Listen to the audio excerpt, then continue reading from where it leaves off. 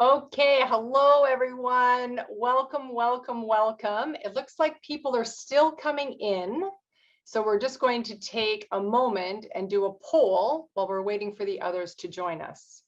So if you'd like to take part, we would love to hear your thoughts on these questions. So question number 1, let's test you. Which age group is more likely to experience the onset of schizophrenia? Is it A, 25 to 30 years, B, 14 to 25 years, or C, 40 to 65? So you can just click on one of those buttons and let us know which age group is more likely to experience the onset of schizophrenia. You have one choice. We'll give you a few minutes.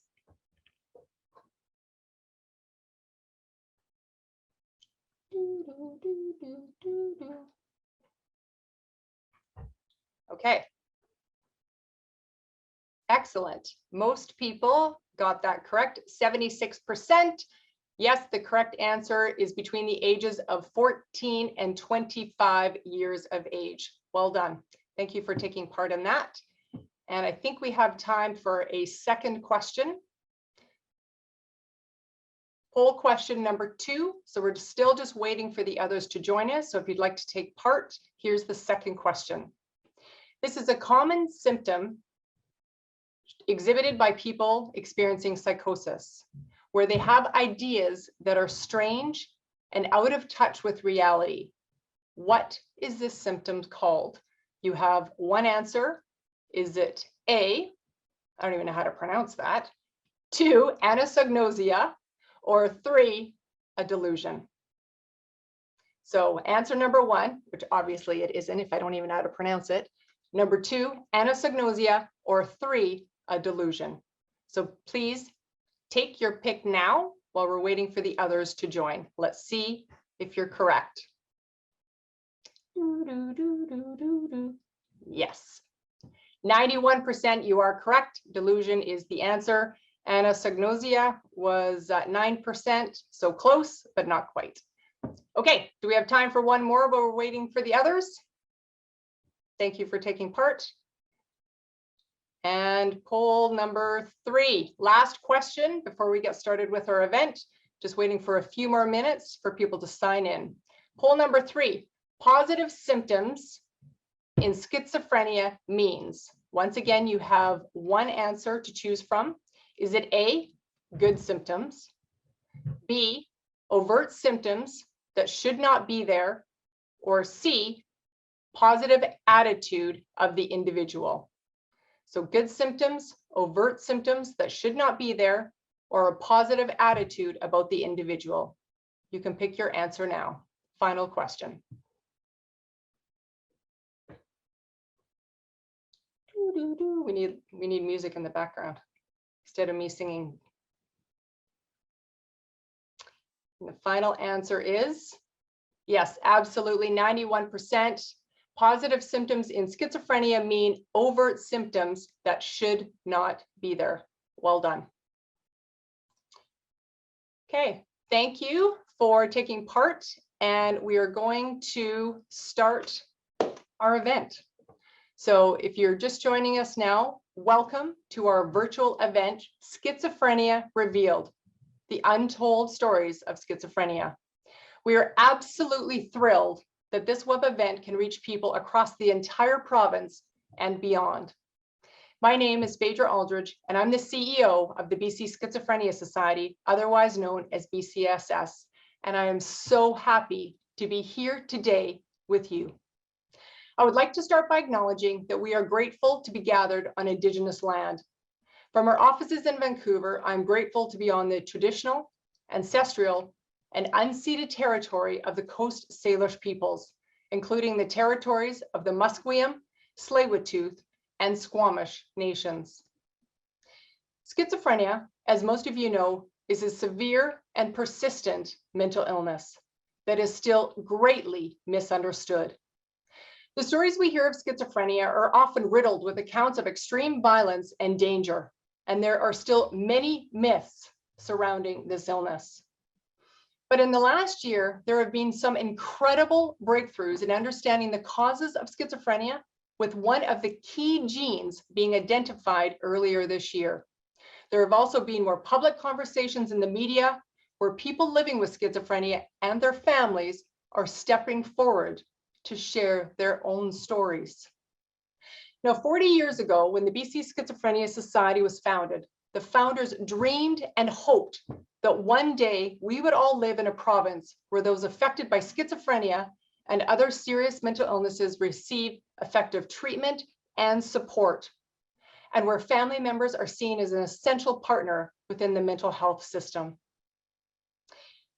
And despite the fact that we have come a long way, we still have a lot more work to do when it comes to increasing awareness about serious mental illness. We know that 1 out of 100 people worldwide live with schizophrenia, and that it is not caused by poor parenting or by poverty.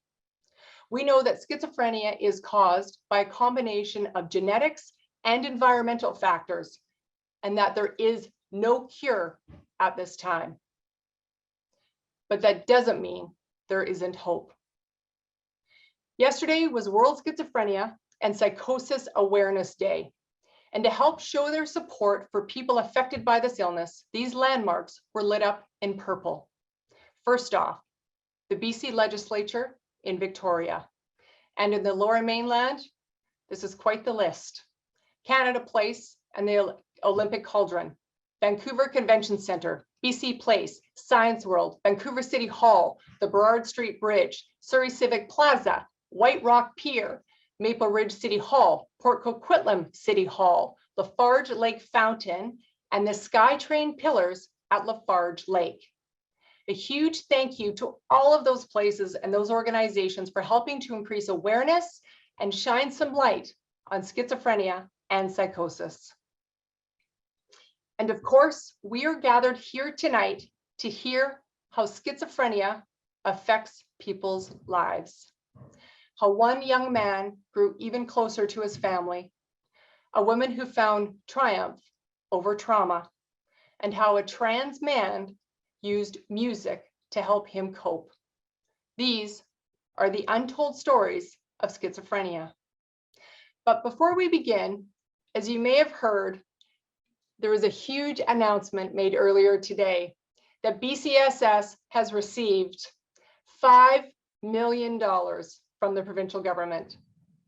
This money will allow us to continue to partner and work alongside the BC Ministry of Mental Health and Addictions to better help families affected by severe and persistent mental illness.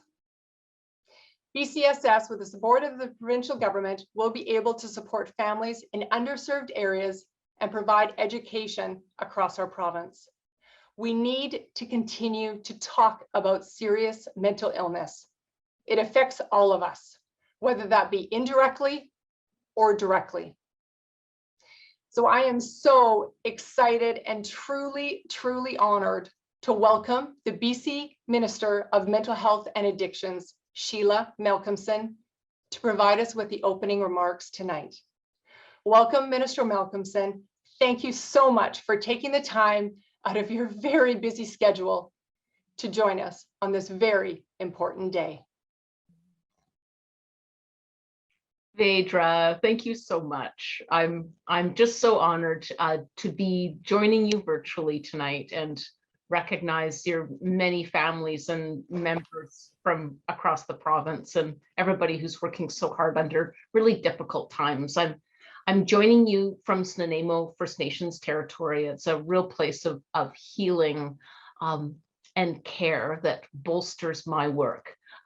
And especially this week, where we're recognizing the serious and persistent mental health conditions that affect so many people across the province. I'm really glad to be here, hearing your stories, and really grateful to BC Schizophrenia Society for hosting tonight. And for everything that you do for people living with schizophrenia, psychosis, and other persistent mental illnesses. For 40 years, you've been advocating for better services and funding. You've created an invaluable province-wide support system for thousands of families and friends. You've really shined a spotlight on mental illness in a way that no other organization has. And I hear from my friends that when someone reaches out for help, you are the hand that greets them. You're a real beacon of hope for people who live with schizophrenia and psychosis. And for all of that, I thank you, and our government thanks you, and raise our hands to the really vital work that you're doing. Supporting the work of BC Schizophrenia Society is a priority of my ministry, and also of Health Minister Adrian Dix, who you have to know is a very strong advocate for your work. So I am very pleased that this morning our government announced $5 million in funding to the BC Schizophrenia Society. That $5 million, I know, will go a long way in helping people and their families with serious mental illness. It will mean that people in rural and remote communities, northern communities, Indigenous communities can get help faster. And it will mean that children and youth impacted by family mental illness can get the support that they need. And it also means that we can slowly but surely continue to reduce the stigma surrounding serious mental illness, knowing that that stigma prevents many people from reaching out for help. In a few moments, everybody here in this virtual meeting will hear from people who have courageously stepped forward to tell their story, to give that firsthand account of what it's like to live with schizophrenia. 50,000 people across the province from all walks of life live with schizophrenia. 1 in 3 British Columbians will experience psychosis. And I've heard from people who live with schizophrenia that receiving the diagnosis can be nothing short of life-changing. However, there is still stigma surrounding psychosis and schizophrenia. And I hear that it can have a huge impact on someone's work life and social life. In some cases, you might lose friends or loved ones. And when it comes to getting help, many encounter confusion about their illness, and that in itself can prevent them from getting the care that they need and deserve. I know it's not easy for anyone to ask for help, and I hear that this is also true for family members of those living with severe and chronic mental health illnesses. I've heard directly that providing that level of care can take a toll on people's mental health, on their family dynamics, and on their ability to cope. It can be overwhelming for everybody involved. There can be feelings of frustration and shame and often grief because it's so hard to see a loved one struggle. And I salute the support that family networks give. And I know just how lucky in any serious illness, how very, very fortunate and how reliant we are on those family networks. So when Premier John Horgan created my Ministry of Mental Health and Addictions, the first of its kind in Canada, he did so with the intention of building a comprehensive and seamless system of care that works for everyone. In last year's budget 2021, we made a historic $500 million investment in mental health and addictions care. That includes $53 million for early psychosis intervention. This is to expand much needed supports early on, because we hear again and again, if we can get people the care that they need early in their life and early in their diagnosis, we have the chance of setting them up for health throughout their lives. We now spend $2.8 billion every year on mental health and addictions in British Columbia. Last year, we provided just over $1 million to the BC Schizophrenia Society to expand some of those vital supports for people whose family member is experiencing serious mental illness. But that's not all we're doing.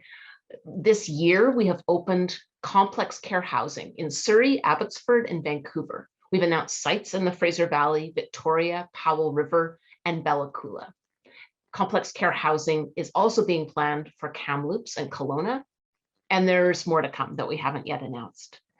This groundbreaking new housing will enhance integrated health and social supports to serve people with overlapping mental health and substance use challenges, trauma, and often acquired brain injury. To this point, such people with these overlapping complex needs have been left out, and they've been subjected to a cycle of eviction, crisis, homelessness. Sometimes this ends up involving emergency rooms, sometimes the correction system. With complex care housing, our government is determined to stop that cycle of eviction and crisis. Also, another program, last month we funded peer-assisted care teams in Victoria and New Westminster, as well as expanding the current team on the North Shore. These crisis care teams are civilian-led, and they support people in crisis by connecting them to mental health and substance use supports. PAC teams respond instead of police. And I know families and loved ones of people living with severe mental illness don't want to phone police. I hope particularly in those 3 communities where we have stood PAC teams up, that we'll be able to connect through the really impressive and important network of care that BC Schizophrenia Society has, that we'll be able to connect those people with the PAC teams, because we want to know that it's working well, and we'd love to have your feedback. Overall, and to close, we are laying the groundwork to make sure that people have the quality evidence-based mental health and substance use support that they need to get on a path to a brighter future. That future should be where nobody, including those with serious mental illness, nobody is left behind. With the continued efforts of our care providers, families, people with lived experience, and community partners like BC Schizophrenia Society, together we will get there. Thank you. I'm so grateful for your partnership and for your life-saving work. Thank you so much, Minister Malcolmson. What a fantastic day, both starting with the announcement this morning and now you giving our opening remarks tonight. Thank you so much for your kind words, for your support, your ongoing dedication. BCSS, on behalf of BCSS and the families that we get the honor of working with across this province, we thank you. Thank you.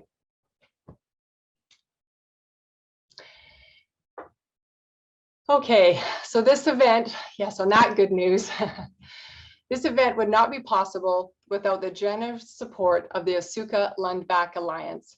With their support, events like this remain free and ensures that donations made to BCSS goes towards programs and services for BC families. We may have the support of the provincial government, which we are obviously truly grateful for, but that doesn't mean we don't need the support of all of our donors, our personal donors, as well as our corporate donors. So thank you for your continued support. And tonight, we get to hear the stories of Josh, Abigail, and Oliver, all of whom live with a schizophrenia spectrum disorder. And they have all chosen to share their stories with us tonight. First, we get to hear from Josh. Josh began experiencing symptoms during his youth before eventually being diagnosed in his early 20s. Here is a brief summary of his story, what the onset of his illness looked like, and what he would like other people to know about this illness.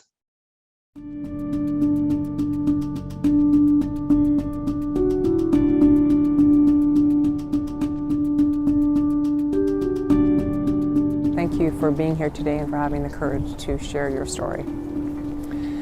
So let's start at the beginning, Josh. Yeah. Tell me about Josh. So Josh was a very curious child, I would say. He had a lot of friends and just really smart, got good grades in school, never the best grades in school, but always pretty decent grades. I was just a very happy kid. When did you start to notice that things were changing for you? A lot of my friendships were starting to fall by the wayside because of my lifestyle choices. I think that was probably the biggest warning sign in that something was wrong. I was trying to figure out who I was as a person, and I didn't have a good grasp on it. I would like consume cannabis a little bit and hear voices in my head of people jabbering and talking and sharing their opinions on me and overblowing how good things were about what I've done or how bad that they were. Just so many like times where I was getting these like missions from the outside world in my own brain, making up these like objectives and things to do. I would like go on these long trips where I would just kind of like observe the world, but then also like have my own part in it somehow too. Yeah. So how old were you when you knew or felt as though things were shifting for you? It was more like depression and anxiety at the early stage. Just sort of like I didn't want to get out of bed, and if I did get out of bed, I would just go to my shower, and because that was a safe place, and then spend hours in there, and then not go to class and that kind of stuff. And that was really what was detrimental to my, like, I'm still recovering. I've not got my GED yet, but I'm still working on that. When the psychosis hit, I thought my parents were trying to kill me, which was like super untrue, because you could never have like more loving parents than the parents that I have. I thought they were trying to assassinate me to make their lives easier because my Twitter account was blowing up too much. Which is good. Yeah. You can laugh about that now and see the humor in that. Yeah. But you just sent goosebumps up my spine when you talked about, your parents. That must have been so hard for you. Yeah. So let's talk about the support system around you. It's easy to be jaded and be like, oh, well, they didn't help at all. But there was actually like a ton of support help coming from them. A lot of it was on myself. I did a lot of my own work because they're not, like when you're in the hospital for 6 months at a time, they do come and visit occasionally, but it's not like you're there. It would be extremely hard to be as stable as I am now without their support. When you heard the diagnoses that you did have a mental illness and it was schizophrenia, what did that mean to you? Well, at first it was like, oh, well, great, like finally, because it meant that there was a clinical term for what I was experiencing. And so identifying as someone with schizophrenia is very, very difficult because people realize that suddenly you're someone that has an experience that they cannot replicate or be a part of. And so then it's very isolating. Sometimes I also have to remind people that schizophrenia is something that you experience, not something that you have 24/7 every moment of every second of every day. Like for me, with medication helping and everything, I hear voices now, like I'll say rarely, which is nice. It's definitely not like breaking your leg, because breaking your leg takes a couple weeks, but then you're back at it. I feel like with schizophrenia, it's kind of one of those life-encompassing sentences. And if there's somebody watching right now that either has a loved one or perhaps they're thinking that something isn't quite right, what advice would you give them? Intervention's usually the fastest way to deal with those sorts of problems. Telling someone in person, in writing, that you need them to behave differently in order for you to love them easier or at a capacity that you can handle. And then dealing with psychologists and psychiatrists that know what they're doing and can put you on a medication pathway that will allow you more success in the future based on your ability to adhere to the medication. So if you could go back in time and talk to the person that was first experiencing psychosis, what would you tell yourself at that point? That it's not what you think it is. Yeah.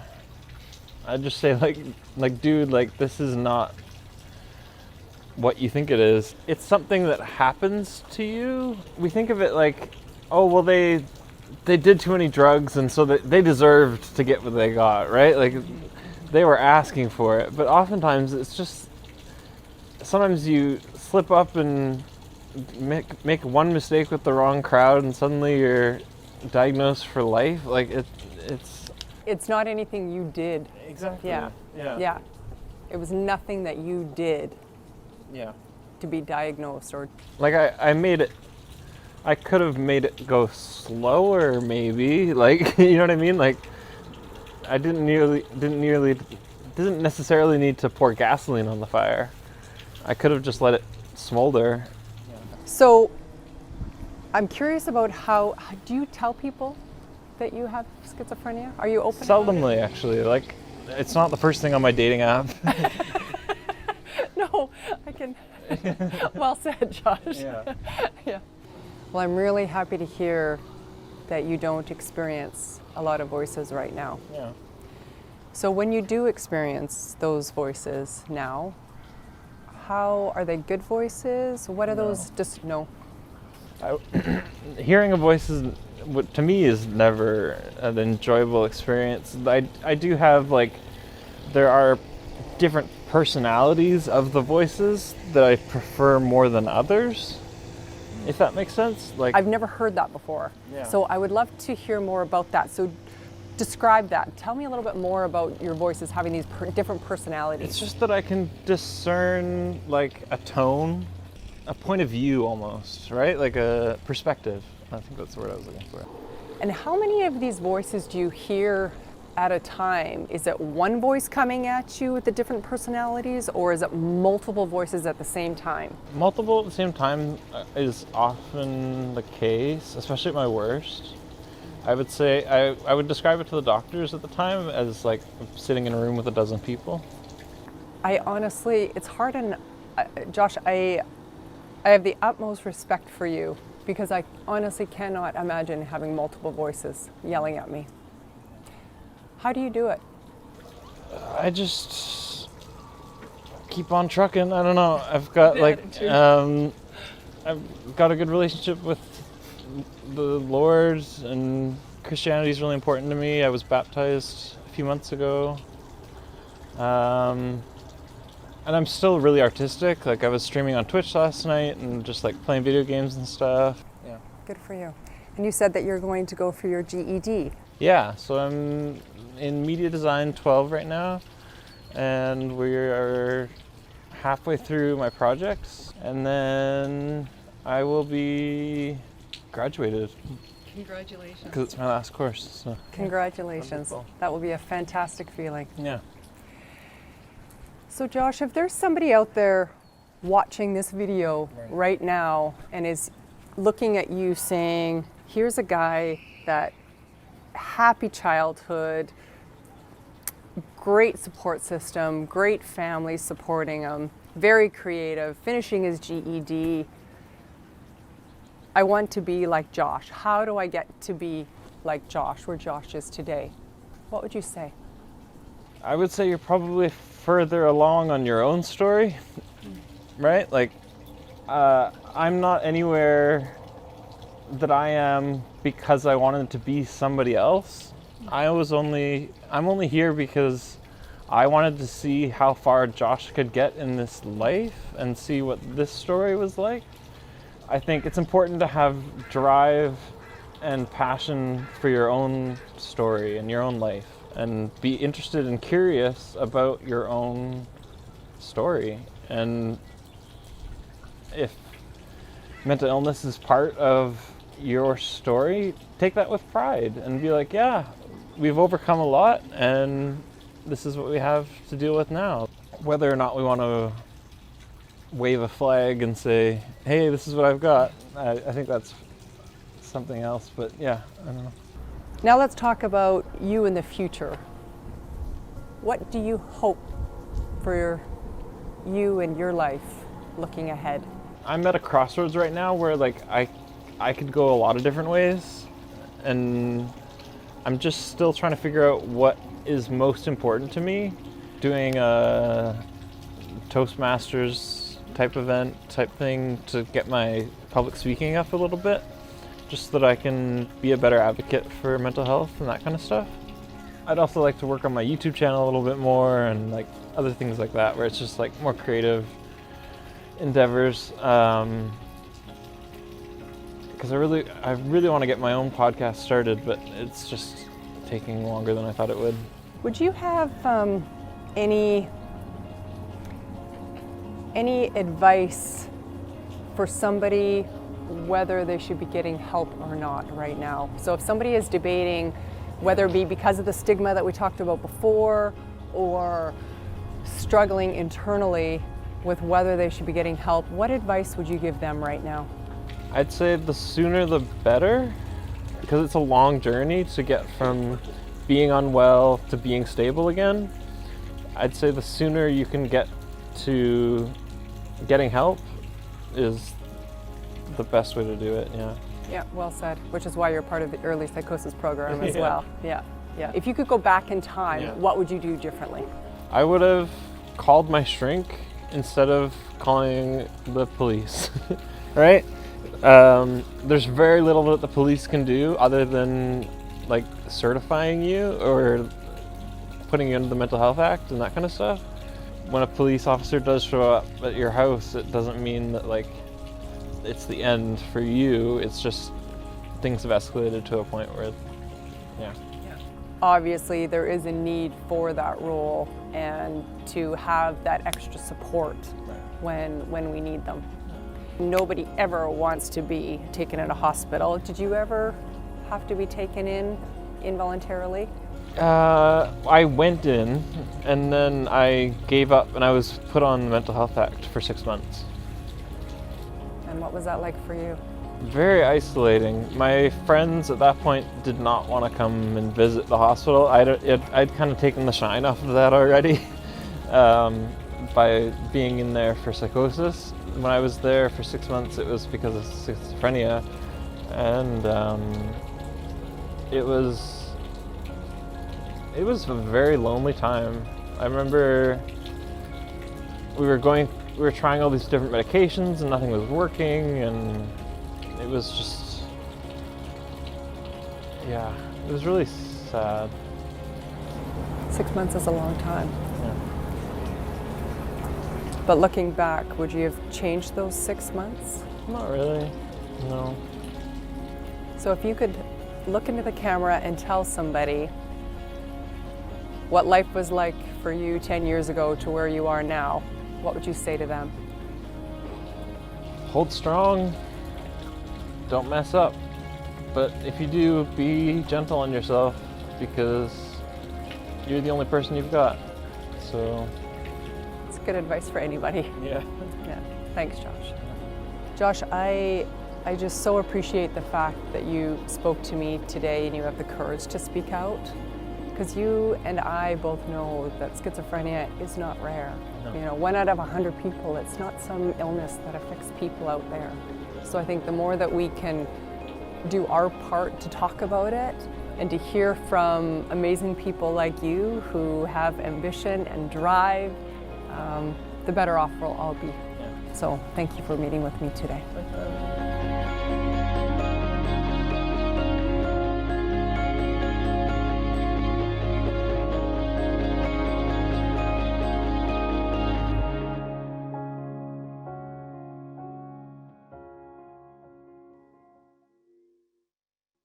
Wow. And today, Josh streams on Twitch, attends Toastmasters to improve his public speaking skills, is working towards his GED, as we heard, and shares his story of hope, so that people living with a schizophrenia spectrum disorder know that they are not alone. We'll also be sharing a link to a podcast episode that features Josh and his parents sharing details about their journey with schizophrenia on the BCSS website. And now we get to hear from Abigail, a woman who was originally diagnosed with paranoid schizophrenia at the age of 24 while traveling in India. After she returned to Canada, Abigail was eventually diagnosed with schizoaffective and bipolar disorder. In this video, we get to hear how she found triumph over trauma.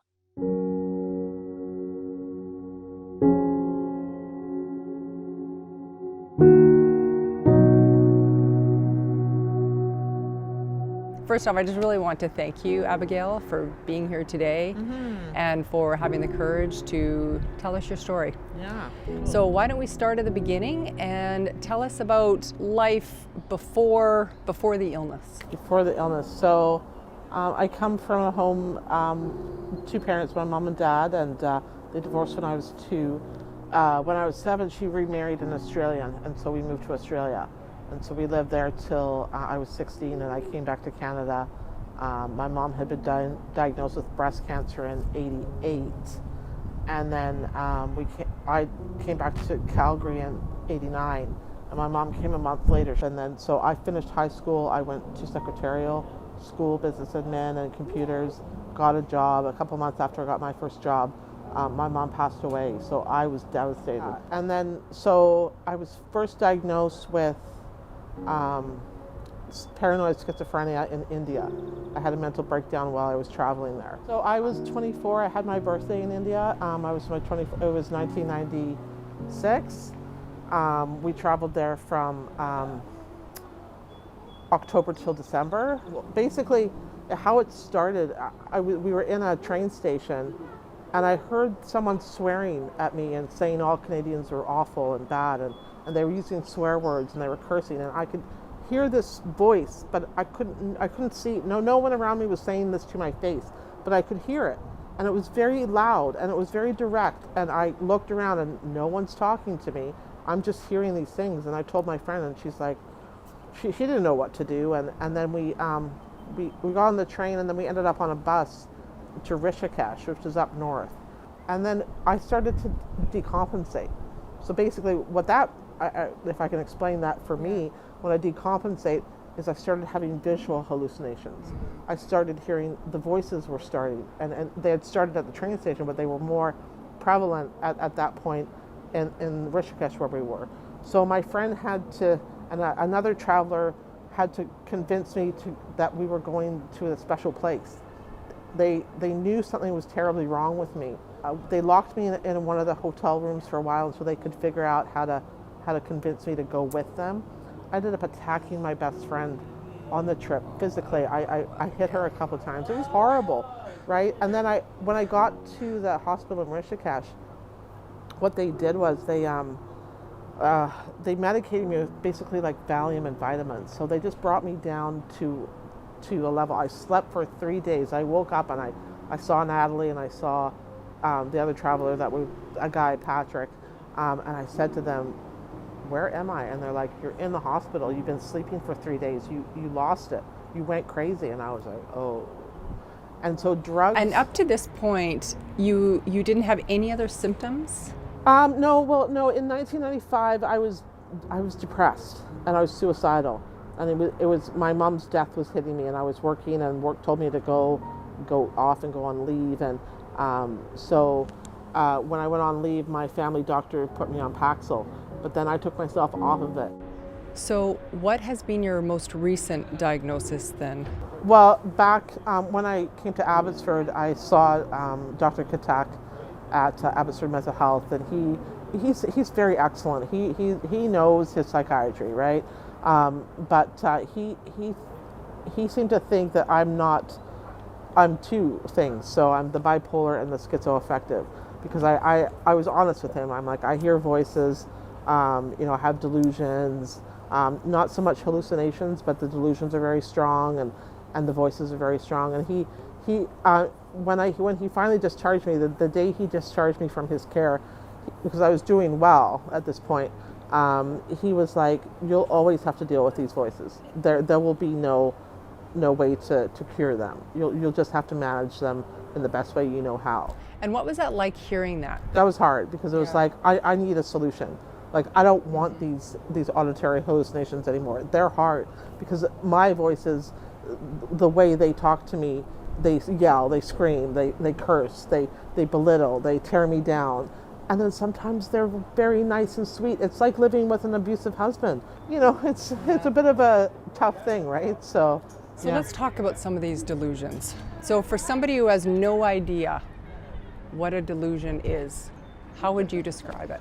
Oh, okay. So delusion is a thought or a scenario that I think about that comes to mind that is not grounded in reality. So it seems grandiose, it seems very fantastical, very out of this world kind of things that sound like, that single me out as having some kind of specialness that no one else has. And these delusions feed on on my need to feel wanted. The good voice that I hear will speak nice things to me and has never steered me wrong. But the delusions are like, oh, that I'm God, and that I created all this, and that the Bible was written a long time ago, and that I wrote the Bible, and that I wrote these words, and that my mother and father in heaven are controlling heaven, and that the other delusion that I get is that you will be the judge of others when the age ends, and that Jesus is this person, and that, you know, these people are reincarnated now because they were this person in the past. That's what I struggle with. That's the biggest struggle is the God complex things. I just want to be a girl that's, you know, living her life. I'm doing well on my job. I have my 2 cats. I have my apartment. I have my garden. I have my sponsor and my friends, you know, and my family. That's it. You have a job, you live on your own, you have your 2 cats. So let's talk about the stigma. So do you tell people about your mental illness? You know, not always. That's sometimes depending on who it is, and it just really depends on who it is. You know, because some people don't want to get it, don't want to hear your story, don't want to understand because it's too scary, it's too much. But I frankly, like, when people see me, they don't see the bipolar and the schizoaffective. I would hope, you know, like, it's not like people come up to me and go, so are you dealing with a mental illness? No one says that to me, right? But on the other hand of that is, if I don't share my trauma, then people won't know that there is triumph over trauma. You know, that there is joy in life, that I do find the beauty, that I do have hope, that I do believe that, you know, everyone is worthy of a decent life and love, and a love of their life, and animals and a nice home, that, you know, Maslow's hierarchy of needs, that everyone deserves love, and for the basic, to get to that love point, they need basic needs met, you know, home, food, clothing, you know, like. And are those needs being met today? Unbelievably so. I was on the streets 10 years ago, you know, 10, 11 years ago, and I was on downtown, east side, and I was doing things they're not of me who I am today, and not of me who I am when I'm taking my meds, when I'm getting enough sleep, when I'm eating well, when I have friends and family in my life. When those things are happening, then the sky's the limit with me, right? So, yeah. Makes me really happy that you're doing so well. It is, you know, and I work at Communitas, and it's such I finally found my work family. And I heard that you are a recipient of the Yes to Me scholarship. Yes, twice I got that, and when I was going to UFE, because it's on the back burner right now. My goal was to be a art therapist. Okay. So I was working towards that, but as I found out, winter semester was just too hard. So I ended up, January, February, I get suicidal. I go off the rails, end up sometimes in the hospital or just having to cancel everything. Thankfully this year it didn't happen, so yay, so there is an improvement there. But I was studying psychology and visual art. I just couldn't get through winter semester. So I canceled the program, so my funding stopped. So the only way for me to get to school is to pay for it myself. But I feel like, you know, there's there's no time limit on schooling. You know, like if I do it 10 years from now, that's okay. I know lots of people who, you know, people who are older who go back to school. So, you know, not a big deal. Yeah. Now, if there's somebody right now who they're wondering if they perhaps may have a mental illness, what advice would you give that individual and or the family that's trying to support that person? Depending what's happening, access the resources in your community. So whether that means you reaching out on their behalf to the mental health clinic that's in your community, doing the research on the internet, knowing that that you may have to commit them to a psychiatric unit in the hospital. Sometimes getting the police involved and taking them by physical force. I just had this happen in July. I went psychotic because I was off all of my meds and ended up in Abbotsford Psych, and it was hard. But, you know, a family member phoned the police on my behalf because of my behavior that had affected her. So, yeah, so without her doing those things, right, like family has to step up and maybe do the hard decisions to get you the help you need. And it's not always those things. Maybe if it's someone in your family or a friend, I guess just asking questions, right? And showing your concern, and don't do it by text or email. Like actually physically, face-to-face, have a conversation, if that's possible. And also ask about the drug use too. If there's any drugs or alcohol, that's a major factor in how well, you know, you're gonna be. I feel like people with mental health disorders, when they add the alcohol or drugs, that sometimes can amplify the harder things about the mental illness. So I went from working a very good job, taking time off, dealing with the suicidal and depression, went off the Paxil, and then the bipolar part, which we now know, where the mania started to hit. And so, and then the schizoaffective part came in when I got to India a few months later. So, yeah, so it progressed, right? And so, but drugs were part of my story too. I was self-medicating on marijuana, right? So that did not help. But if you're worried about them, then get the resources done. Talk to someone knowledgeable who you know that maybe already has a mental health issue and they're stable, and you can go to them and say, what do you think about this person in my life, and get their advice. You know, so it's just having a conversation, right? So, yeah. And having that support system around it. But Yeah. it sounds like you have a really good, strong support system around you, which is absolutely essential. Yeah, it is. To have Totally, that. 100%. And this is a tough one, Abigail, but you've touched on it a couple times, is the violence. Yeah. And let's face it, when we use the term schizophrenia or schizoaffective, and it's been a lot in the news lately, as we know. Let's talk about violence, and as much as you want to share about what's happened, and it's not you, and I just want to make that very clear. It's not Abigail. No, it's not who you see today. Yeah, it's the illness. I guess I could talk about what happened last July. So once I got sober in May, I wasn't on any medication, no psych meds, no pot or pills, no alcohol. Like it had been about a month. And so by the time end of June hit and July was happening and we had the heat wave, I went psychotic and I was doing kind of really unusual things. But this time around, it was verbal, a death threat that I sent to my cousin, right? And it's hard because when I look back to that, I know that's not who I am, but that's the darkness that we each of us keep at bay, right? When I'm stable mentally and when I'm sober, I do good things and I do the next right thing. And that's the key. And that's what I want the media to know as well, is that if somebody is taking medication, then they're no more likely to be violent than anybody else. And and the funny thing is about medication, I've been on a lot in my last 30 years in mental health, because I was diagnosed with depression in 95, right? And it's now 30 some years later. And so, you know, like, I've been on injections, I've been on antidepressants, antipsychotics, like a whole, seizure medication, a whole bunch of stuff. And they didn't find what would work this time until I ended up in the psych ward.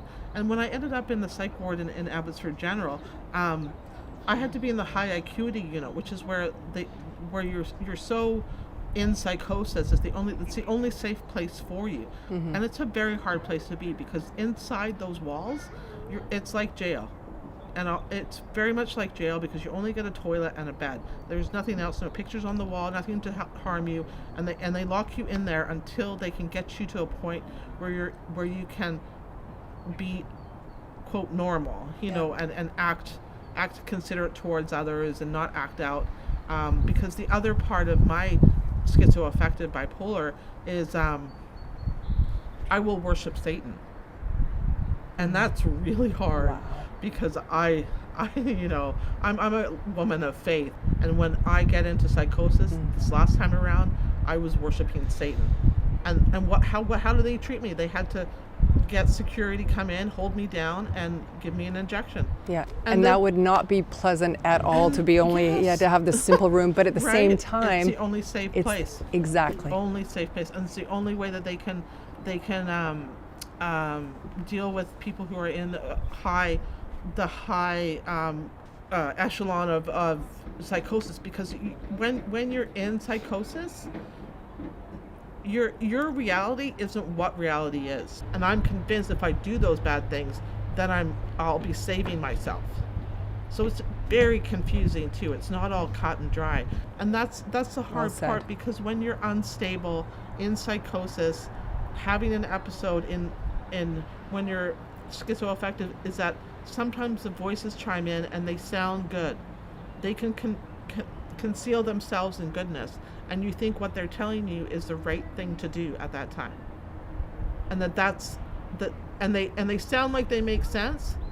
So you just go, oh, okay, I'm going to do this, right? Because that makes sense. What is bad seems like good, and what's good seems like bad. So when you are experiencing psychosis, how do you tell the difference between the voices in your mind and reality? Is there a way to tell for you? There's no. Abigail, that would be so incredibly difficult. Yeah. No, I have to be arrested. I have to have authorities step in and take me to the hospital, because I won't go willingly on my own. But when I think back to these things that I've done, that have happened to me, there is an awareness, but not enough of an awareness to go, I need to stop this and get some help. Because psychosis is sneaky. It makes you feel like what you're doing is right. It's very deceptive. And it convinces me at the time that it's okay. And that's why we need those experts and psychiatrists and police and treatment and medications to step in and be able to assist at those times. And to have some compassion, and just to be gentle with the person, because you don't want to antagonize them, right? Right. And it's hard, because I know when I get stable and I wake up from the fantasy delusions I'm having, and that they're not consuming me, and I wake up and I'm in the high acuity unit, and I go, oh, here I am again, you know, because I've been in and out of the psych units since India, so from 96 till now, and it usually happens once a year. So it's a journey. Totally, yeah. So what's next for you, Abigail? Oh gosh, I don't know. Well, getting my license. I can work for that goal. Getting my N and driving would be the really cool thing, and just maintaining my job, because this I'll have to. Can I share a little bit about the job? Please. Because I just started in November. Finally, by the time end of July hit, I was stable again on olanzapine, and doing good things, going to meetings every day, talking to my sponsor, reaching out and reading the Codependent No More book. And then the vocational counselor I have, Bonnie, she got me the lead to the job at Communitas. So I applied, got on to reception.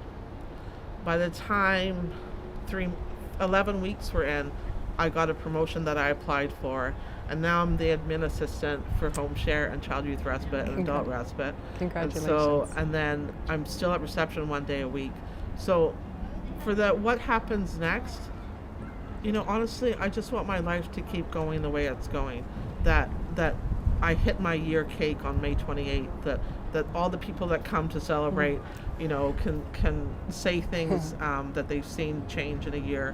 That I can be encouraged in my faith and my church community, my church family, really. But and that I get to do the things that I've been dreaming about that are based in reality, that aren't these grandiose delusional ideals, that I can drive to California and see my uncle and my sister that I've never met my sister, so that would be a cool thing. Going to Calgary to visit my mom's grave, that's another goal I have too. And maybe doing some traveling when I get my first week of paid vacation in over 30 years. So, Wow, there that's are huge. a lot of just normal, I want to just have a vacation, drive, hang out with my friends, keep doing my gardening, I love my cats, and just be good. Just be good. There's something so beautiful about simplicity, isn't Right? there? Totally. I just want a simple life. No bells and whistles, Boy. Yeah. Abigail, thank you so much for speaking with me today. welcome. Your transparency, your honesty, your openness, it takes a huge amount of courage to speak out. And we need more people like you who are willing to share their story. Yeah. We have to find a way to normalize schizophrenia and serious mental illness, and we need to keep talking about it. Thank you for having the courage to speak with me in this beautiful park today. Well, thank and you for the your openness. opportunity. Yeah. I'm very thankful that I got to share this, and now, now everyone will know what I've done, whatever, I'm not ashamed of the things I've done. I'm saddened by them. There's a difference, right? That was part of my schizoaffective disorder and the bipolar. It's not who I am today while being stable on meds. And that's the key. When you stabilize people on the right psych meds, and everyone has their own combination, but once they find what works for them, then they can lead lives of goodness. So Yeah. Can I give you a hug? Yes.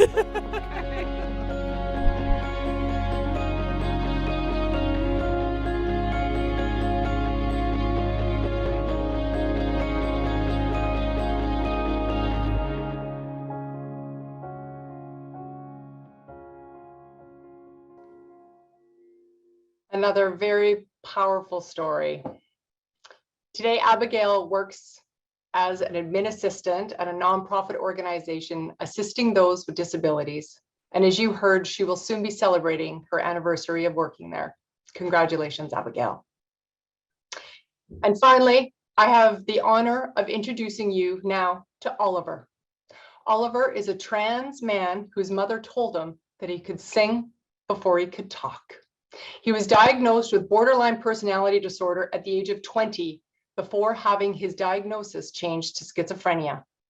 Oliver was a recipient of the Yes to Me scholarship in 2017, so he could work on getting a degree in general arts and sciences with a focus on creative writing. Hold your breath as the sun sinks below another day. So first off, I just really want to thank you for speaking with me today, for having the courage to speak with me. And I think the reason why we're here is to increase awareness and to really look at mental illness and speak to somebody who has been through a journey and has the courage to talk about that journey. So that's why we're here today. So thank you. And you have Stella beside you, so we look forward to hearing you play in a little bit. So let's back up and start at the beginning, and let's hear about Oliver? Okay. My mom always said I could sing before I could talk.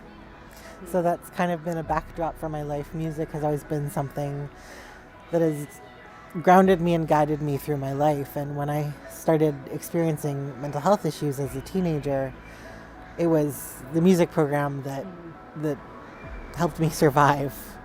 So that's just kind of, that's who I am. Music is who I am, but also, I mean, schizophrenia is a huge part of my identity now as well. So. So let's talk about, you said you started experiencing symptoms as a teenager. So what were some of those symptoms? I was quite religious at the time, and I heard, at age 15, 16, I was consistently hearing a commanding voice that I was sure was God. And of course, I didn't have a religious family, and so I didn't feel like I could talk to my family about it. So I just I tried to do what the voice told me to, or ignore the voice or whatever, and it was quite terrifying. But also, I felt like maybe I was a prophet, or maybe that was kind of my experience as a teenager. And eventually, that voice went away.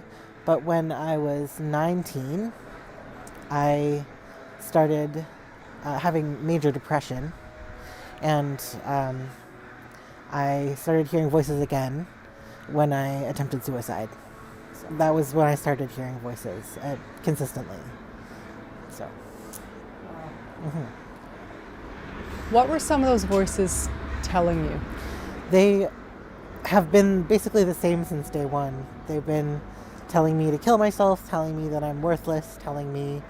I refer to them as the commentary because they kind of comment on what I'm doing throughout the day, but usually in a very negative way. So I'll be walking down the street and they'll shout, "Jump in front of that truck." Or I'll be cooking in the kitchen and they'll say, "Cut your throat with that knife." It's like they just are always commenting on what I'm doing, so I call them the commentary. I honestly can't imagine what it would be like. Life is tough enough. It really is, Oliver. How do you cope with hearing these awful voices? It's been a very long time that I've been dealing with this now, so I've learned a lot of coping strategies. Music is probably my biggest tool, but distraction really helps. Phoning a friend, going through grounding exercises, breathing. I mean, most of the time now, because I'm like medication and therapy and stuff, they're mostly background noise. Kind of like I'm sitting in a crowded coffee shop where I could, if I tuned in, I could hear what they're saying, but I don't have to tune in, and I can just tune it out. That really helps me understand what it would be like to hear the voices as background noise, not so much in your head all the time. Yeah, I mean, sometimes they pipe up, especially when I'm stressed out or don't sleep enough. That's when they get quite loud sometimes, and they can feel overwhelming. And sometimes, like, I know that they lie. I know they're not true. They don't speak the truth. I know they don't speak the truth, but sometimes volume can be very compelling. Mm-hmm. Oh, true. How do you tell the difference between voices that are real, like with you and I having a conversation right now, versus the voices that are not real? It's been a complicated journey because definitely at times, I mean, they sound real with every sense of my body.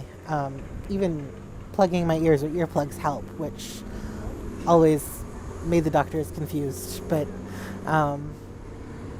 yeah, I think it's just the content. Most people aren't going to shout at you to kill yourself. Most people aren't actually talking about you and telling each other and you that you're a terrible person and you deserve to die. So it's kind of like, I guess, my Pollyanna always seeing the best in people thing has helped me in that way.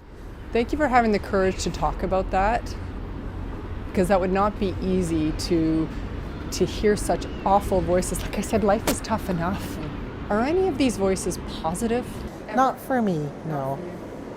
Some people do. Like I work, I'm a group facilitator for the Hearing Voices Network now, and we get a lot of folks in our groups who have positive voices, and some of them think that they're, guiding angels or whatever, and I think that's wonderful. Mine have never been, but a good friend of mine who has been kind of my advocate through the whole journey has always said, like, I wish your voices tell you you deserve a vacation. Yes, how true. So Oliver, it's been quite a journey, and I want to hear more about your journey, but who do you have supporting you and backing you up? Do you have a support network? I do. I have a very incredible and robust chosen family. So I'm not super close with my biological family, but I have a lot of people that I have found in my life that have been just the best supports I could ask for. I have a close friend who is a registered clinical counselor, and so she's been kind of my biggest advocate, and she's spoken on behalf of me. She's written letters to doctors. She's just, lots of late nights at the hospital with me, and I can't thank her enough. I have some other very close friends, and even like my cousin who hasn't been, we're not super close. She lives on the island, but when my dad passed away 3 years ago, she drove me to Saskatchewan so I could be with my family. And family, like you said, can be chosen, and it doesn't necessarily have to be blood. Yeah, exactly. So I learned from a young age that family isn't always blood, and that was a very valuable thing for me to learn, because when things got complicated in my family, I was able to reach out to other people and understand that family isn't always blood, and that people can just be family. Yeah. And what has that support meant to you? Like, I am certain I wouldn't be alive without it. I just got goosebumps. Yeah. The importance of family and having that support, friends, people that you can count on is absolutely critical. And I'm really happy you have that, Oliver. Now let's talk about your illness. How old were you when you were diagnosed, and what was that diagnosis? I was 20, I think. I think I was 20. And the diagnosis was complicated at first because I have a bit more awareness than a lot of people with schizophrenia around what is actually going on. And initially the diagnosis was borderline personality disorder, which that friend and advocate, anyone who knows me was like, that doesn't make any sense at all. And so that friend actually wrote letters to doctors being like, this is why this diagnosis does not make sense. Wow. And eventually the diagnosis got changed to schizophrenia. So you were diagnosed with schizophrenia around the age of 20. Yeah. And what has it been like since that time for you? I think knowing the beast that I'm dealing with has helped. I think knowing that it is schizophrenia has helped me kind of learn different coping strategies and find a medication combination that works most of the time. And so having that diagnosis has been helpful, even though I was very fearful at the beginning. I've actually heard people that I've spoken to in the past use the term relief. That once they received the diagnosis, they were relieved because there was something that they could attach it to. Yeah. So it sounds like you felt the same way. Definitely. So what were you going through hearing that you did have schizophrenia, which is a severe and persistent mental illness? I think it was mostly the stigma that I was afraid of.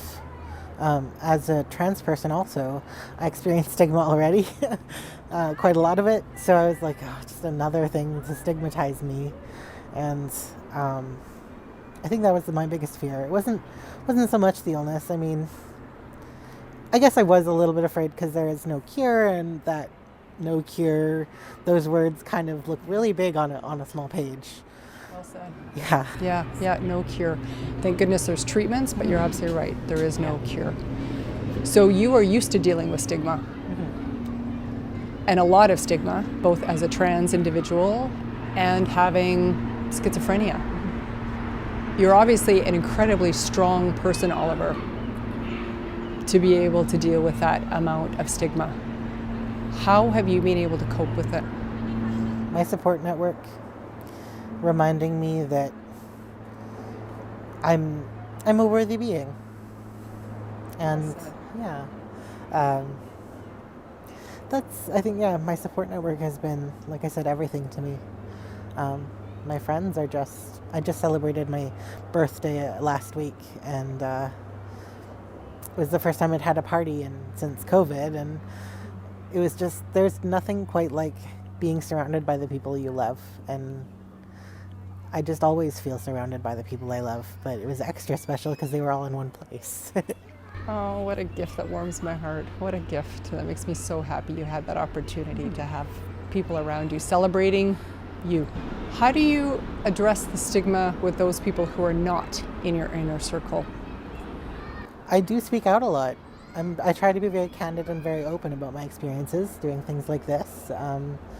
I was actually a part of a public speaking group for a while because I was homeless for a time and was housed by a project called the At Home Project. I'm not sure if you've heard about it, but it was based on the housing first concept, where what a concept, you house people and then everything else can stabilize. So I try to be very open about my experiences, and I think like smashing stigma and understanding that it's not that scary to know somebody with a mental illness. Statistically, people with mental illness are more likely to be the victims of crime than the perpetrators. I would love to hear your thoughts as somebody living with schizophrenia. How can we address how violence and how people with schizophrenia, the portrayal that it's almost as though, in my opinion at least, that people with schizophrenia and violence are becoming synonymous. Yeah, it's ridiculous to me because it's so not like that. I think that violence is not a mental illness. Violence is a moral failing. And people think that mental illness is the driver of violence, but it's really not. And I think, like I said, raising awareness, showing that you probably statistically know somebody with schizophrenia, and if you don't think you do, you probably do anyways. And so being open and being vocal about our experiences and just showing that we're regular human beings. Well said. Yeah. And you're absolutely right. Most people would know somebody with schizophrenia. 1 out of 100 people, as we always say, isn't rare. So we would either know somebody directly or indirectly that would have schizophrenia. And that's why I'm so glad you're speaking with me today, because I just think, look at the life you're leading now, and you've gone from somebody who is homeless, and now you have your music, you have a home, you have a fantastic support group, you are on receiving, treatment, and have the courage to speak up. So look how far you've come. So how does that make you feel, Oliver, to think back to where you were to where you are today? It's wild. It's like, I just celebrated my 32nd birthday, and I look back and I'm like, wow, I wasn't expecting to live to 30. Like, honestly, I wasn't. And that now I'm, solidly in my 30s and thinking like, oh, I'm doing pretty okay. I've got a few jobs that I'm doing. I'm holding 3 peer contracts and making music and just making a life for myself in a way that didn't seem accessible to me 10, 15 years ago. Obviously, you've come a long way from your diagnoses around the age of 20 to now. What's next for you? I'm not sure. I think that life unfolds as it does, and we'll see, but I'd like to finish a degree. I took a break when my dad passed away, and then COVID happened, and I didn't feel like I would be wanting to go to school during COVID.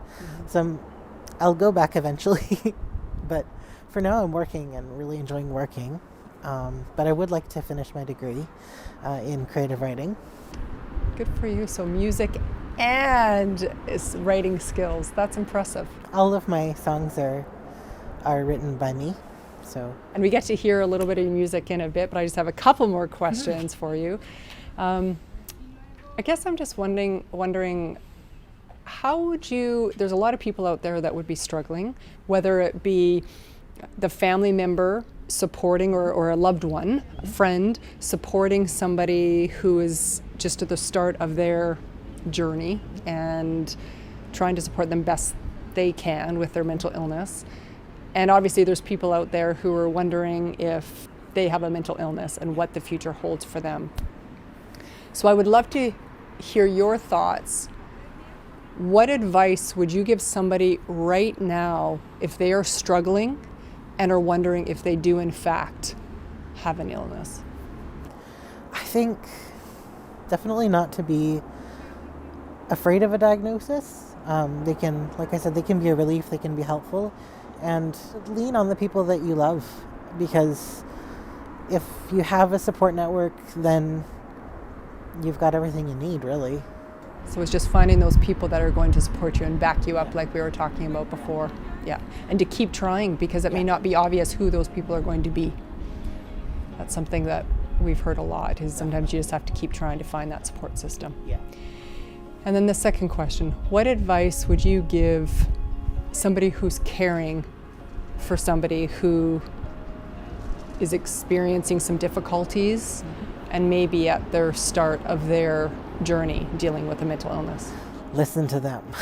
Don't prescribe how they should feel or what they should be experiencing. Don't tell them it's not real. Don't tell them.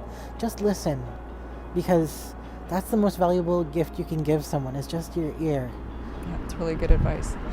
And Oliver, if you could go back in time and talk to that 20 or 21-year-old Oliver, what advice would you give yourself at that time? I don't know. I know it's interesting to think about what we'd say to our younger self, knowing how far you've come. So I'm curious as to what you would say to that very young person in the formative years of their life, really, of adulthood. Yeah, that it's going to get better, and you'll learn. You will learn how to cope. You will learn how to rely on the people that love you, and it's not going to be scary all the time. It will be scary sometimes, but it won't be all the time. What would you like to say to anybody, or do you have anything else that you would like to say to them? I think that the same thing that I would have said to myself is that it's not always scary. It's not going to be scary forever, and it's a journey. It's an adventure, and adventures aren't always easy, but they lead you somewhere. And you certainly today have a very full life by the sounds of it, and it really does warm my heart that you have such an amazing group of people around you, and you have your music, and I would absolutely love to hear you play right now. Okay. So let's get out, and I believe you said you referred to your guitar as Stella? Yes. Okay, so I would love to meet Stella and hear you play. This is actually a very fitting song. It's called Letter to My Prodromal Self. And it's talks about the fear and then the understanding that it's going to pass.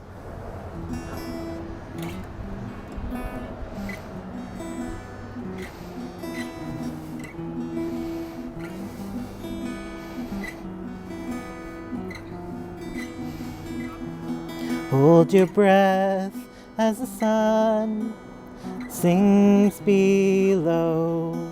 Another day done, another blow. You cry as you raise your fists to the sky and hold your breath.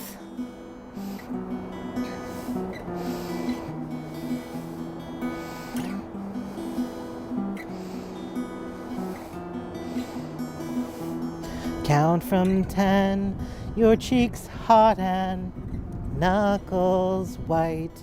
You can't run and you don't know how to fight. Restlessly wondering if you'll ever be free. You count from 10.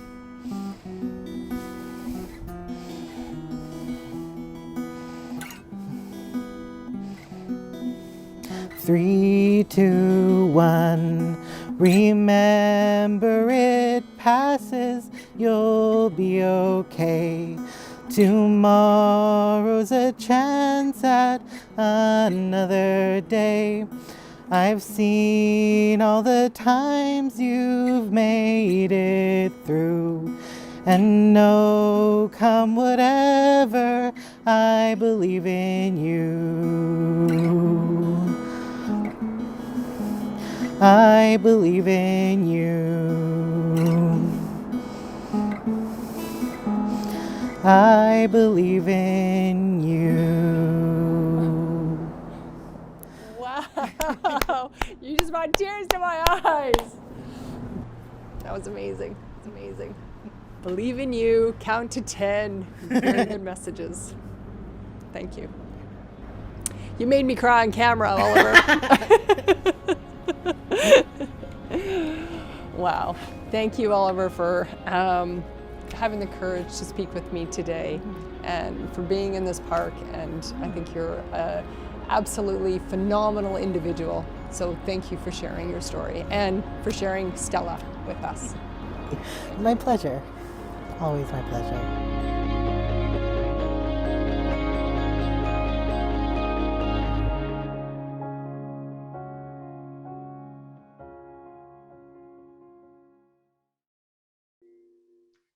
Wow, still makes me cry. It was such an honor to have the opportunity to sit down with Josh and Abigail and Oliver.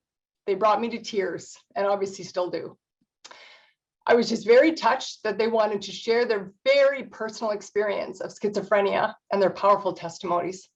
And I'm sure as you watch those videos, you have your own questions for someone living with a serious mental illness. So now it is your turn. And it's my absolute pleasure to have Josh join me tonight to answer some of those questions. It won't be a long Q&A session, but I really, really appreciate Josh taking the time to try and answer as many of your questions as possible. So if you do have a question for Josh, please just use the Q&A button to submit your question. And like I said, we're going to do our best to answer as many questions as possible. Okay, Josh, so you're ready? Let's begin. First question. Okay, thanks, Josh. First question. Josh, you seem to really understand your illness. How are you able to see and recognize when you are starting to become unwell? And the rest of that question was like if friends and family can notice as well. And I think I was reflecting on a story that I was hosting an event where my friends came over and we played some card games together. And my friend Alex, who has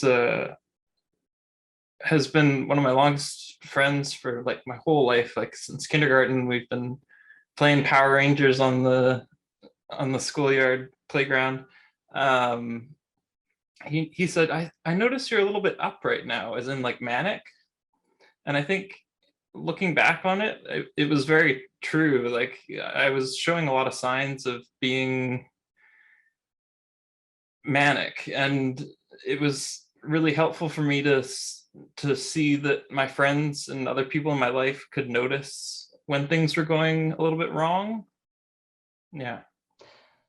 Isn't that amazing, Josh, that you had a close enough friend that had the courage to talk to you and tell you, you know, you seem to be not doing the best, or you seem to be manic right now. How did that make you feel when your friend asked you that question? I kind of at the moment brushed it off as something like, oh, he's just being a silly guy. Like but afterwards, like when they'd gone home, I kind of, with mania comes a lot of like afterwards you burn out, like a candle burning twice as bright burns twice as fast. I was just like super tired afterwards and couldn't really figure out why. And then I look back at the moment when my friend was like, hey, I think you're a little up right now. And I was like, yeah, I think that was super true, right? Like he was in that same moment with me and could acknowledge that things were going wrong. I'm really glad to hear you say that. And that's why, you know, I wanted to ask you that question, Josh, is just how you felt when your close friend had the courage to ask you that. So I'm really glad you took it as well as you did, because having that support system as you and I talked about in the park that day, is just so essential to have that strong support system backing you up. So I'm really glad to hear that you feel you have that support, Josh. Yeah. Okay, next question. Hey, Josh, thanks so much for sharing. My twin sister has this challenge, and I wish so deeply I could make it better. How can I help her trust the process? It's a good question, Josh, hey? Yeah, that's a very good question. It's hard when it's somebody that you have such a deep connection with, right? Like I imagine twins have a lot of like shared experiences and stuff. So it's very hard to see someone that you've been with literally since the womb. Yeah. How can I help her? I would just say that, like, to be in their corner and to show love and respect, and yeah, I don't know. It's so difficult because everybody's story is different. Yeah. And but I think that's very true. Just respect and sometimes just being there. Is that what you found? Like, what was helpful for you, Josh? And then also giving space too, right? Like, not smoldering the fire, but letting it. I use a lot of fire analogies, but yeah, it's for me, like, keeping a journal is probably the biggest attribute that I have, is just like being able to articulate in words on paper that that what happened to you is something that is going on, and that you acknowledge what's happening, right? Like, so when I look at my journal, I see pages like this, where it's all blurry, but it's just like covered in text, and it's like, wow. It's so beneficial for me to keep this journal and to like have, yeah, it's just, yeah. That's great you do that, Josh. It probably, I would imagine at least, probably shows your progress, like how you were doing from a month before or 6 months before or a couple years before to where you are today. Right. Yeah, I could see how that would be journaling would be a very helpful tool. So thanks for sharing that. Yeah. Okay, so next question. How can parents help their son or daughter seek treatment? Another good question. Yeah, that's a brilliant question. And it comes back to what I was talking about earlier, where we have like those intervention style moments where people are able to acknowledge that behavior or like words that are said or different things are impacting people in a way that isn't beneficial to your relationship, right? Because there's a lot of, like, when people are experiencing the agnosia, the denial of things being wrong with themselves, it's very easy for people to be in denial, yeah, and just like say, oh, well, that's not my problem. But when you have these real people from your life telling you, no, the things need to change in order for us to work things out properly, I think those moments are super beneficial for not just the parent, but also the person that's experiencing the mental illness. Well said. And Josh, here's a follow-up question to that original question. This is a tough one. So what can parents do to help their son or daughter seek treatment? But what do you do if they don't want help? If they do have anosognosia, so they do not believe that they are ill, what do you think, or from your perspective, a parent can do to help their son or daughter in that moment?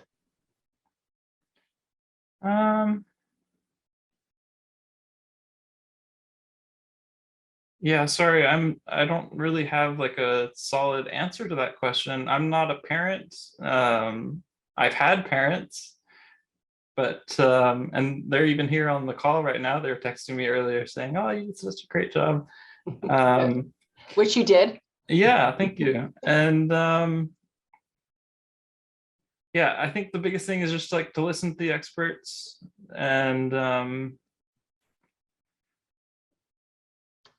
And I think that's well said. Listen to the experts and to just to be there, as you said earlier, Josh, just to right. be there and, you know, and to call in the necessary supports to help the parents at that time, whether it be from the medical profession or the police, if necessary, just to rely on the experts. Yeah. Yeah, no, well said.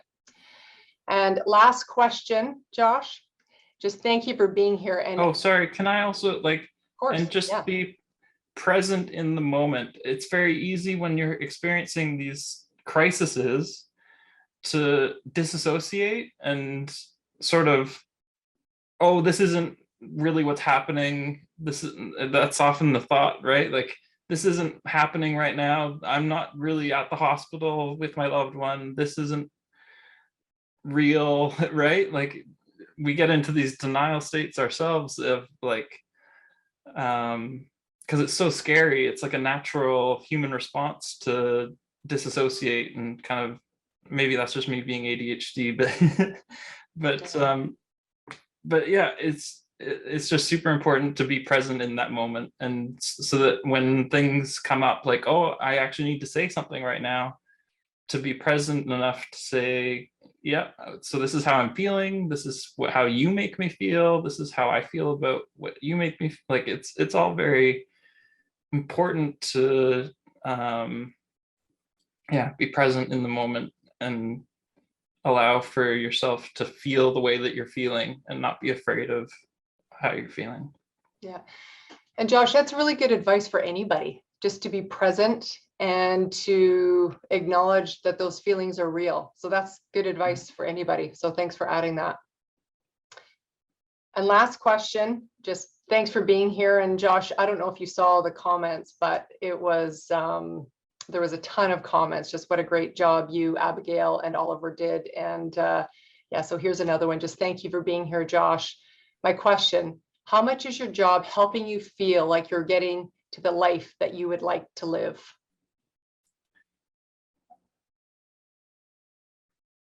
Yeah, I don't know if I totally understand the question. So I think the question is, so your job, because you know, you just where you're at with your life, like pursuing your schooling and you know, everything that's involved with that you're doing today. And I think the question is, how much do all those pieces help you feel like you're getting to live your best life for today? Well, it's huge. And there's also a lot of like, I've met like tons of people that also experience mental illness in their lifetime. And so for me to be able to like speak on behalf of people that I know throughout my lifetime, of like those 6 months of spending time in the hospital, you meet a lot of people that are dealing with similar issues because they like to clump you all together. I remember there's a moment when I was in the hospital and I was talking to my parents. I was like, is there any way that we could do this more privately? Like, it's also public. Everything's okay. Well, you're having issues. Let's go to the hospital and put you in with all the other people that are experiencing mental illness in your town at the same time too. Yeah, and that was 10 years ago or so now, so things were a lot different, but yeah. And isn't it amazing though, it was 10 years ago and you still remember that feeling of just saying, can't we do this more private? Like, can't we just deal with this as a family? And yes, we have made progress, like you said, but yeah, we still have a long way to go. And that's why, Josh, I so admire the fact that you were able to do this today, because I think people having the ability to ask somebody living with the illness and having that direct insight is so critical to increasing awareness and decreasing the stigma. So it's just so fantastic that you're able to share your story and share your insight with us. And then one final question, and I promise this will be the last one. I know that I said the last one was Josh.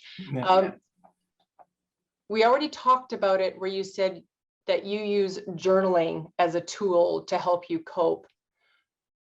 A question here is, what helps you cope when completing the tasks and getting through every day that you find helpful? Yeah, probably just journaling and and music too. I play a lot of guitar, and that's very therapeutic for me. It's just like hearing the strings play the notes that I like to hear, and like I've got like a full pedal board now with all kinds of different effects units that make things sound different and interesting and cool to my ears. If you're curious, my YouTube channel has tons and tons of videos of me playing guitar throughout different periods of my lifetime, which is really neat too. So there's lots of times where the veil is very thin between me being able to express how I feel and those moments where it's kind of scary almost, right? Like it's so raw that it's almost, just scary. It's really interesting to just hear other people's stories too. I think of like the Abigail story where it's so easy to get wrapped up in the things that are going on in our mind that we end up making decisions that impact our lives in such a way that we are detrimental to ourselves. Well said. And then with Oliver's story, just hearing that like a lot of the time our friends and family don't understand what's going on with our lives, and so it causes shifts and tears in our relationships.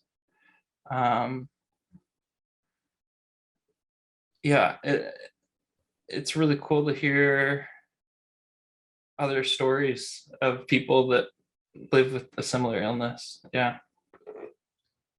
Josh, I couldn't have summed it up better myself. I agree. I think having the insight into your own illness and your willingness to share and talk about it is the only way that we are going to start to shift and start to make changes within our society. And I just so applaud you and Abigail and Oliver for having the courage to do that. So Josh, thank you so much for taking the time to not only speak with me that day in the park on that rainy day, but also to take the time today for this question and answer period so people could ask you questions. So thank you, Josh. Yeah. And a huge thank you to all of you for joining us tonight. I hope one of the takeaways from this event is that there is hope for families affected by this very serious mental illness and that help is available. Abigail and Oliver have each received at least one Yes to Me scholarship, which is an initiative sponsored by the Osuka Lundback Alliance to help people living with schizophrenia spectrum disorders pursue education. This program has funded people like those we've heard from tonight who are working towards getting their high school diploma, trade certification, or their degrees. For more details about the Yes to Me scholarship, you can visit the BCSS website. And thank you for joining us today to mark World Schizophrenia and Psychosis Awareness Day. But before you leave, please mark your calendars. We will be having another public awareness and education event on Saturday, October 15th, and that will be for AGM. And if you haven't done so yet, please go to the BCSS website and make sure you become a BCSS member. All the benefits and all the details are on the website. And if you want to watch this again, or if you'd like to share tonight's event, please do. As we said at the beginning, we have to keep talking about this illness and about severe and persistent mental illnesses. So please share this far and wide, and let's keep talking. Let's keep this very, very important conversation going. And I could not close out tonight's event without thanking my team. Wow, the regional managers, the educators across the province who worked so hard, and they not only worked so hard during COVID, but every single day to help families. And I applaud you. So thank you to my frontline team. You are amazing. My provincial office team, I couldn't do it without you. Andrew, Jean, Sunita, Neha, Ellie, thank you so much for everything you do on a daily basis. And a special thank you to Jean Fong. She is the one orchestrating tonight's event. She's the one who organized all the video shoots. Jean, thank you so much for keeping everything in order and for all the hard work you put into tonight's event. And I want to thank you again for attending tonight's session. The more that we can get people talking about serious mental illness, the better off we are all going to be. As we said at the beginning, we've come a long way over the past 40 years that BCSS has been in existence, but we still have a long, long way to go. Thank you for being here tonight. Thank you for your continued support. And thank you for continuing this very important conversation. Please take care of you. Let's take care of each other. Thank you.